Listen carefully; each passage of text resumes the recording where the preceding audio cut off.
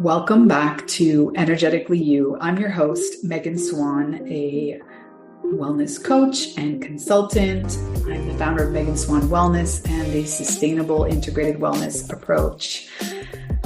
This is a podcast where we focus on healthy habits, abundant mindset, and optimal wellness, all in hopes of getting us to a more aligned and empowered place.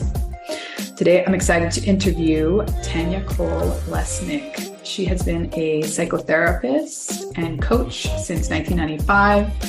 She received her master's in social work from New York University after group therapy changed her life. This is really what we're going to kind of focus on today, are the benefits and fears around doing group work. So excited. She has extensive experience in outpatient hospital mental health, private practice, and wellness center settings. For those experiences over the years, she has identified her most important focus, helping people to clear energetic clutter so that they can focus on what matters most to them. Amazing. She does this by helping clients to access and honor their truth, to change habits that don't serve them, and to heal faulty narratives so that they are living in alignment inside and out. Her work revolves around a combination of intimate therapeutic groups and individual sessions, as the sharing of inner worlds and being human together in a safe space and a chance to process whatever comes up separately until clients are ready to share those details in the group is an incredibly powerful combination that leads to lasting transformation. Amazing. So let's dive in. Welcome, Tanya. I'm so excited to have you here and to get to know you better. Why don't you start by telling us a little bit about your journey and how you got to where you are today in the way that you think makes the most sense for your current place. Yeah, sure. So I actually started my career as a graphic designer. And really? Yeah, so during that time when I was in my mid-20s, I was really longing for a long-term love relationship, and it wasn't happening for me, and I didn't understand what was in the way and wanted to start to explore that.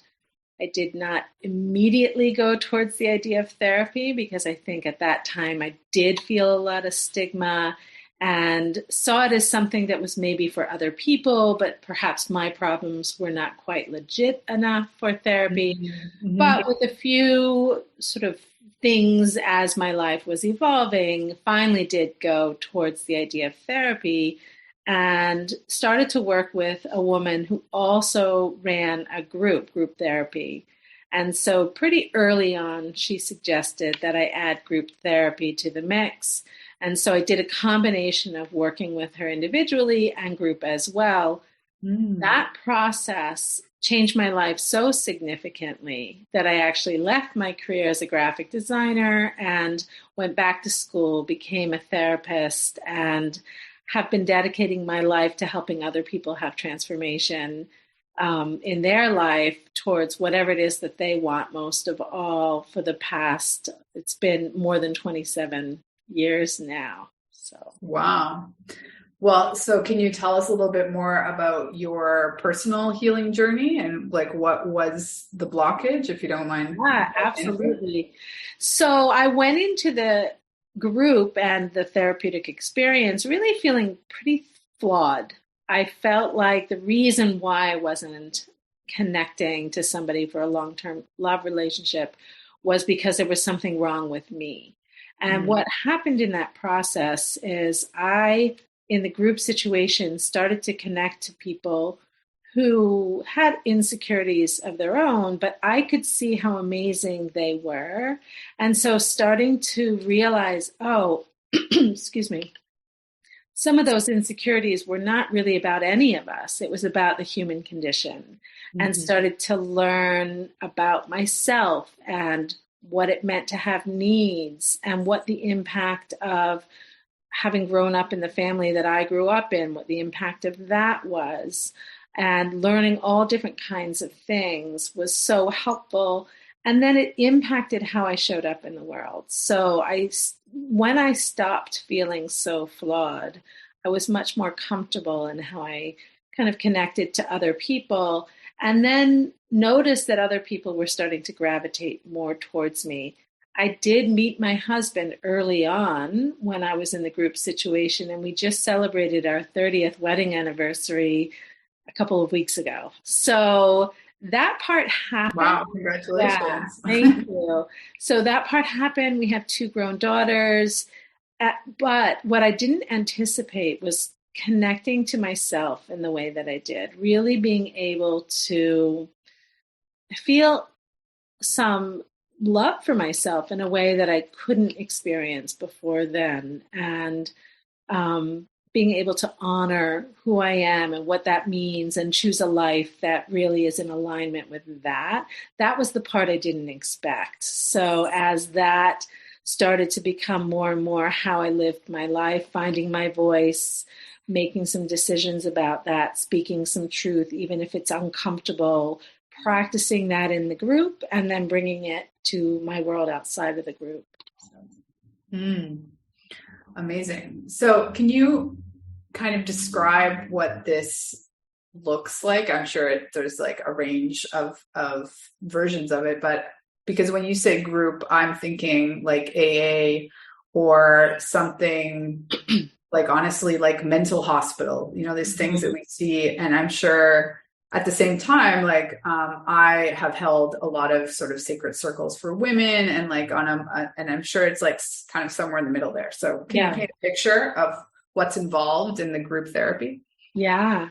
So, excuse me, I've got a bit of a frog in my throat here. Excuse me. Your time. So the group that I attended is quite different than the way I run my groups today. So I can tell you a little bit about both and how they differ. The group that I participated in that was so life-changing for me, I remember very much the therapist in the group would sit quietly with her head almost down, not all the way down, but almost down, waiting for the group members to start to talk. And then it was on us to start to say what was going on for us and find our voice and be able to connect to each other and all of that. And she would intervene here and there if it felt like it would be helpful for her to intervene. But she really left a lot of that up to us to start to connect. And that group was full of very high functioning people. A lot of, I would say everybody in the group had some career that they were pretty successful in. And so the overlap, I used to try to come to what the overlap might be with all of that us. And I think there was a certain level of inner critic that we were all working on, conditioning that we each had from our own childhoods that we were all working on, maybe some level of anxiety that was in the way, but not so intense that it was the overarching thing. It was just a piece of what we were bringing to that.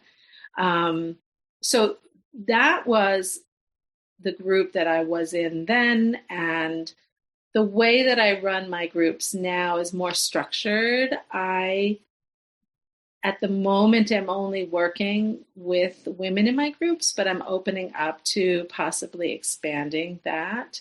And I often offer people a topic for that session. So it's much more structured than the group that I was in. And the topics are always related to somehow being human. The topic that I'm offering this week is your inner critic. And what's your inner critic saying to you these days? How do you handle it? What might be a value that your inner critic is offering you? And that kind of gets us going on a conversation. And usually what happens is they bring in what's going on now currently in their lives, and we support each other as everybody's journeying towards what they want and the goals that they have set for themselves. And Yeah, and if there's anything pressing or anything that somebody does want to share about their journey, we have this accountability piece because we're all together. We celebrate each other. We celebrate progress made. Um, and I actually just added a WhatsApp chat to my group because they've really talked about wanting a little extra chance to connect with each other during the week. So very different from the group that I was a part of in those days. Back in the day, we were not allowed to have a relationship outside of group. It wasn't something we had to sign a contract about that. I don't have that kind of a rigid guideline with that because I think these connections are so powerful. Okay, so many follow-up questions. First, because you just touched on it, do you think that because you are sort of between the worlds of psychotherapy and coaching, is that shifting? How are you seeing it opening, as I'm guessing where it's going, is being less dogmatic? I don't know if that's the right word. Mm-hmm. Yeah, it definitely is shifting for me. I'm realizing for myself and my work that I lean more towards the coaching work. It feels like it's always been a more natural fit for me, and starting to understand what's the value that my 27 years of history in as a psychotherapist can bring to the work that I do and inform the work that I do, but where is it too limiting and too confining, and really moving towards coaching be the tool that I use, that I lead with. Hmm. Okay, so let's imagine, because I mean, I've always loved group work, and I'm a relatively public person. I'm very introverted, but I always have been very public and not shy in a lot of ways. What do you say to someone who you're working with? They're like completely against the idea or deathly afraid of appearing or being vulnerable, or speaking something that they haven't worked out with anyone except you in public or in this group first? Yeah, happens all the time. It does take some convincing often when I'm working with somebody to let them know that I think group work would be really helpful addition to the work that they're doing. And I'm trying to get better at even explaining some of the benefits that I see. Why do I think that that would be more powerful to add that in? So often I do get a lot of resistance. I actually made a little documentary that lives on my website of my own story about how group therapy changed my life. And so now I have that as a tool that I can offer to people. And I think when they see sort of me speaking about it from such an authentic place, because it was such a pivotal time in my life and it really impacted me in such a huge way, I think it helps people feel a little bit less afraid. And I have had the situation where I've talked to people about doing group for a while and they resist, and then get into group and they're like, oh, okay, now I get it. So I think that there is some reality to people are going to be ready when they're ready. And there's often a leap of faith part of it where, like what happened with me when I agreed to join the group, I was terrified at the idea of it, but I was building trust with this therapist. So I decided that I trusted her. There was a part of me that was intrigued. So I went for it with a lot of apprehensive thoughts. So yeah, I imagine you're given the space to sort of just be a witness at first, and you're not obligated to open up at any given point. I mean, it's all voluntary, right? Absolutely. And that's the other thing, right? That nobody needs to share anything that they're not ready to share.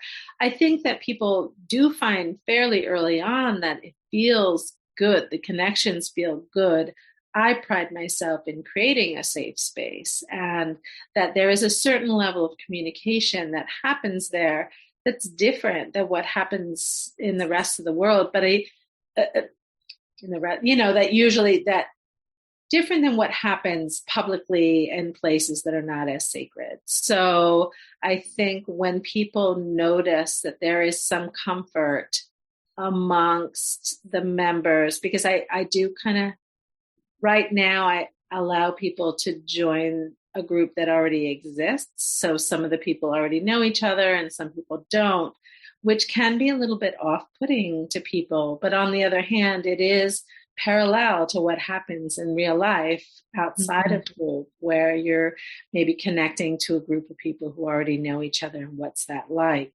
And so if somebody new is coming in to a group and getting to know some people that have already been having this experience together, they can witness a certain comfort level and a certain trust in each other. And it doesn't mean they have to go there before they're ready, but I think it helps them start to feel like it's a safe, really feel in their bodies that it's a safe space.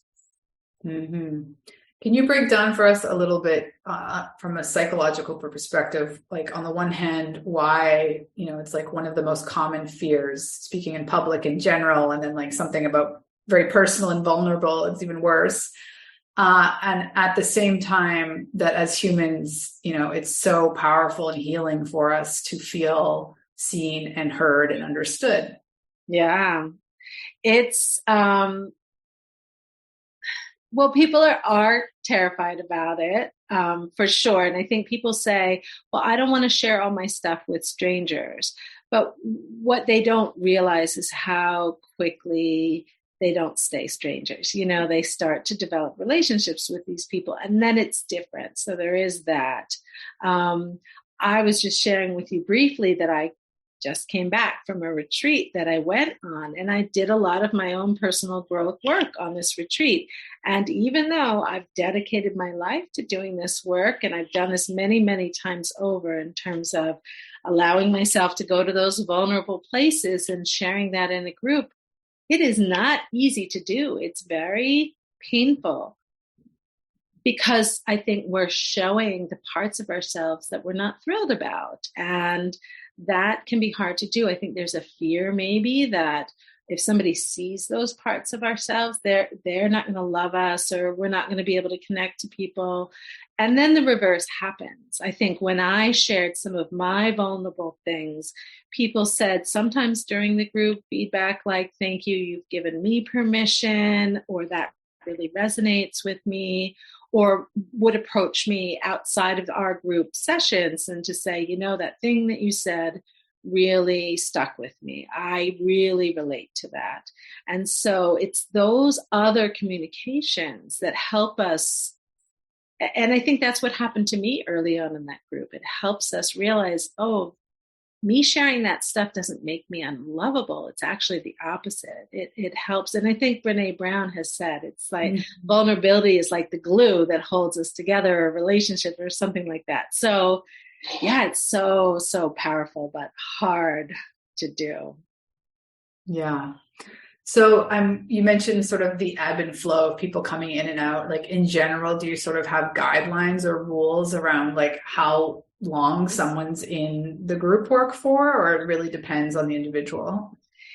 For now, it depends on the individual. I am moving towards creating more structured packages so that people are committing to a combination of group and individual work for a period of time, and that we have some understanding of what our goals are during that time.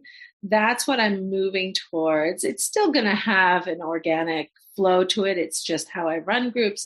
But it's going to give us a bit more of a framework. I think right now I will have people come in at certain points so that the group members that exist know they're not going to have somebody new showing up or the possibility of it in every session, but I will let them know. And somebody who is coming into it knows that they're coming into a situation where people have been a little bit more established over time. And that's part of what we work on, is how does that feel? What comes up for you? So, yeah. Yeah. And I love that you kind of give the topics. I'm curious because just personally in my own experience of being in these, the word containers kind of becoming less popular, but groups, it's always been around a very specific shared objective of some sort. And so how much you sort of curate the group to make sure, or, in the hopes that it's as profound for everyone, or, like that's not like your common denominator of your personal group where, it was like an inner critic. Everybody was particularly hard on themselves. Yeah, I think I do tend to attract in my practice overall people who are hard on themselves, have perfectionistic tendencies, struggle to put themselves first, that kind of thing. So I don't know whether that's just because that's been mine to work on and that's who I attract. And so when I put my groups together, I don't curate too carefully, because there is kind of this natural sorting that seems to happen in my practice overall. But in terms of what people are going through, I would say typically my groups, I have people in their 30s to 60s in the group. Occasionally I do have somebody younger join the group. Sometimes it works great, sometimes it doesn't. Just because they're at like a different point in their lives when they're just getting launched.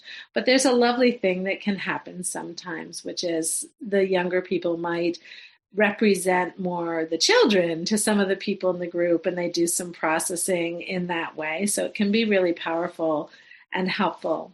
In terms of content, sometimes somebody might be going through a divorce situation, whereas somebody else might be focusing on making some big changes in their career. So it can be content-wise sort of different, but there's a lot of overlapping emotional stuff that comes up when you're going through a big transition like that. So I think the human overlap has just a much broader reach than some of these very specific focuses. Mm-hmm. Can you share with us maybe practices or techniques, rituals even, that you have found really helpful in helping to create a safe and sacred space for people to sort of gradually open up?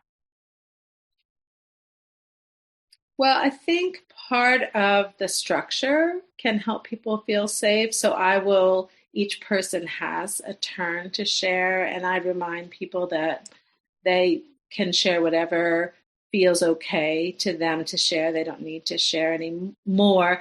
People could pass. I guess, honestly, I have not focused so much on, saying if you don't want to share it all, you don't have to. That hasn't really seemed to be a thing. But I often will. Everybody you work with like wants to share. Well, in the group, they will share something, but I might work with them. Often I'll work with them individually a bit too. So we can process what came up with group. So for example, one of the people in my group hasn't shared what she does for a living that I think would be of interest to the group. And it's not mine to share. I'm not going to put her on the spot at all or anything like that. But I'm curious about it. And so when we have a chance to meet individually, I want to ask her about, well, what is that about? Is there something? So I think that the ongoing communication that happens separately can help people sort of feel ready to bring something to group or not. And they can also let me know where they're at. And I can let them know what might be helpful to bring to group and what might not be helpful. Somebody else shared with me that in group, her inner critic is kind of going, and she is feeling a bit more like she's performing in group. And that happens outside of groups. So I want to support her in starting to deal with that while it's happening as best she can, because that's going to help her work through it, which is scary. So this is going to be an ongoing communication separately with us, and we'll see where she starts to bring things to group. So I think maybe people will share more superficial stuff if they're not feeling ready to get into the deeper stuff. And I don't push for that unless there's something very specific that I've been working on with somebody that they know that's their crutch and that they really want to work on that. Then we'll make that transparent even to the group if that's where the person is and they're ready for that. Mm-hmm. So full circle, can you go back and think of, was there something somebody said or a moment that your perspective of, you not needing therapy or your issues not being therapy worthy, that you were willing to try it? Was it something somebody said? Yeah, it's actually what happened for me. I used to smoke cigarettes at the time, and I wanted to quit smoking cigarettes. And the gym that I belonged to had a program that was included. You could join this program, which really turned out to be group therapy in a therapist's office about cigarettes. So there was a certain level of safety because we were all speaking about the same thing. Yeah. There was a limit to how deep we would get. But we did talk about emotionally what came up for us. So it was a little entree into it that got me thinking, maybe I could try it. So that really was, for me, what was a turning point in this process. I love that. Like a little sampler. Yeah, exactly. Yeah. And it felt safe. I really loved to be in that office. I really loved the conversations, and yeah, I was really into it. And did it help you quit smoking? Yeah, I quit smoking, and that was over 30 years ago now. So, yeah. Wow. Well, how can people work with you? What's the best way to be in touch? The best way to reach me really is through my website, which is my name, but to make it easier to remember, I have Group with Tanya. So it's Group with Tanya, and there's a free discovery session on my website. So if somebody's interested in talking about group and how that could help them in particular with what they want to be working on, I'm happy they can schedule for themselves on my website, and I would love to chat about it. Beautiful. Any last little bit of wisdom about group therapy, overcoming the fear maybe? I just think there is a misconception that group could be a lesser product than individual work. That there's a sense that, if it's just me and I'm the only one getting the focus and the attention, I can go further, I can get more done, it feels better.